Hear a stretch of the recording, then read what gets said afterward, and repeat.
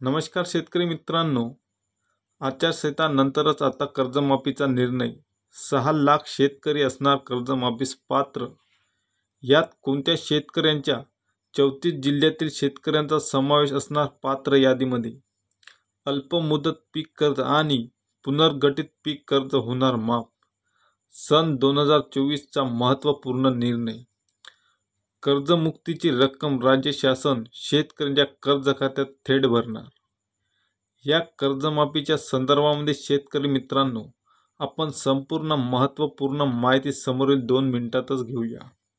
शेतकरी मित्रांनो, 2017ला 6,56,000 शेतकरी महात्मा ज्योतिराव फुले शेतकरी कर्जमुक्ती योजना या योजनेपासून आजपर्यंत म्हणजे 2024 पर्यंत 6,56,000 शेतकरी हे वंचित राहिलेले आहे. तर ते कशामुळे वंचित राहिलेले आहे व त्यांना कर्जमाफीचा थेट लाभ हा कधी मिळणार आहे व या संदर्भामध्ये कोणते आदेश काढले, परिपत्रक काढले व त्या संबंधित आपल्या राज्याचे मुख्यमंत्री यांनी कोणती घोषणा केली, त्या संबंधित महत्त्वपूर्ण माहिती आपण या व्हिडिओमार्फत शेवटपर्यंत घेऊया. तर शेतकरी मित्रांनो, ही योजना 2019 मध्ये ठाकरे सरकार यांनी अंमलात आणली होती.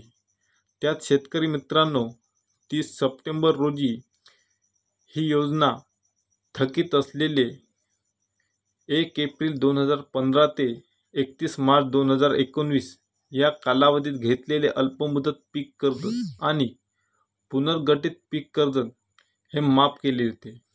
त्यामध्ये शेतकरी मित्रांनो कर्जमुक्तीची रक्कम राज्य शासन शेतकऱ्यांच्या थेट खात्यात भरणार होते. यामध्ये राष्ट्रीयकृत बँक, व्यापारी बँक, जिल्हा मध्यवर्ती बँक, सहकारी बँक, ग्रामीण बँक व विविध सहकारी अशा संस्था होत्या ज्या शेतकऱ्यांनी त्यामार्फत कर्ज हे घेतलेले होते. त्यानंतर शेतकरी मित्रांनो 2017 मध्ये छत्रपती शिवाजी कर्जमाफी योजना आपल्या राज्याचे आता जे विद्यमान उपमुख्यमंत्री आहे त्यांनी अंमलात आणली होती. त्यामध्ये शेतकरी मित्रांनो 44 लाख शेतकऱ्यांना 18,762 कोटीचा लाभ त्या योजनेमध्ये दिला होता. त्यात 1,50,000 पर्यंत मर्यादा होती आणि त्यामध्ये त्या योजनेमध्ये 2015-16, 16-17 या वर्षातील घेतलेल्या पीक कर्जांना व मुद्दल व व्याजासह 1,50,000 या मर्यादेत कर्ज काही निकषाच्या अधीन राहून माफ करण्यात आलेली होती. तर शेतकरी मित्र, तर त्याच्यानंतर त्याच काळामध्ये एक OTS योजना देखील काढली होती. त्या शेतकऱ्यांना 1.5 लाखाच्या वर ज्यांचं कर्ज हे 2 लाख असेल, 1,60,000 असेल, त्या व्यतिरिक्त रक्कम भरल्यास 1.5 लाख रुपये हे माफ करण्यात आले होते. पण शेतकरी मित्रांनो, उद्योगपत्यांचं मोठमोठं कर्ज हे 16 करोड रुपये इतकं कर्ज हे सरकार हे माफ करत असतं. पण आम्हा सामान्य शेतकऱ्यांचं कर्ज हे 2 ते 3 लाख रुपयाचं असल्यानं यांना विचार करावा लागतो. आणि शेतकरी मित्रांनो 18 डिसेंबरला अधिवेशन झालं. त्या अधिवेशनमध्ये आपल्या राज्याचे मुख्यमंत्री विद्यमान एकनाथ शिंदे साहेब यांनी बोलताना सभेमध्ये सांगितले असे की जे उर्वरित 6,56,000 शेतकरी 2019 मध्ये वंचित राहिले होते त्यांना तुम्ही तेव्हा त्या काळामध्ये रक्कम का दिली नाही, पैसे का पुरवले नाही किंवा त्यांचं कर्ज हे माफ का केलं नाही, असा आरोप प्रत्यारोप देखील त्यांनी आपल्या भाषणामधून त्या 18 डिसेंबरला सोमवार या दिवशी केलेला होता. आणि त्यांनी बोलताना घोषणा केली की आम्ही जे 6,56,000 शेतकरी आहेत त्यांना पैशाची पूर्तता करू व त्यांना कर्जमाफी देऊ अशी घोषणा केली. त्याच्यानंतर डिसेंबर महिना संपला, जानेवारी संपला, फेब्रुवारी संपला, मार्च संपत आहे. पण कर्जमाफीचा कुठेही शब्द कसा काढला, अर्थ काढला नाही किंवा त्या संबंधित कोणतेही भाष्य आपल्या राज्याचे मुख्यमंत्री यांच्याकडून करण्यात आलेलं नाही. हे वास्तव आहे शेतकरी मित्रांनो.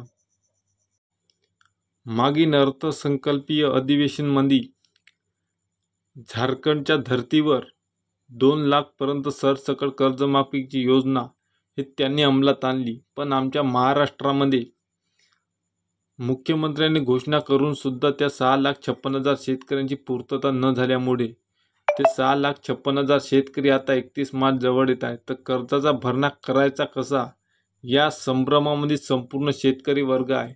आणि तिथल्या त्यात मागील 4 दिवसापासून आचारसंहिता देखील लागली आहे. आणि याच काळामध्ये कर्जमाफी आचारसंहिता संपल्याबरोबरच लागू होणार का? निवडणूक झाल्याबरोबर शेतकऱ्यांना कर्जमाफीचा जो काही 6,56,000 शेतकरी वंचित राहिले, ज्यांचा पोर्टलवरील डाटा हा अपडेट नाही आहे किंवा हा शासनाला मिळत नाही, अशी देखील माहिती समोर येत असल्यामुळे आता बाकी शेतकऱ्यांना, पुनर्गठित असणारा शेतकरी असो किंवा थकीत असणारा शेतकरी असो, या सर्व शेतकऱ्यांना कर्जमाफी हे सरसकट बिना कुठला अट टाकता हे सरसकट केंद्र शासन व राज्य शासन यांच्या मार्फत होणे गरजेचे आहे. कारण शेतकरी हा दिवसेंदिवस कर्जामध्ये बुडाला असून या शेतकऱ्यांना नवीन कर्ज प्राप्त करणे हे कठीण झालेले आहे. कारण शिथिल अट नसल्यामुळे केंद्र शासन व राज्य शासन यांच्या मार्फत शेतकऱ्यांना कर्जमाफीचा हा मोठा गौप्यस्फोट करायला हवा, जेणेकरून शेतकऱ्यांना नवीन कर्ज हे प्राप्त करणं सोपे जाईल. तर शेतकरी मित्रांनो, व्हिडिओ कसा वाटल्यास कमेंटमध्ये नक्की सांगा.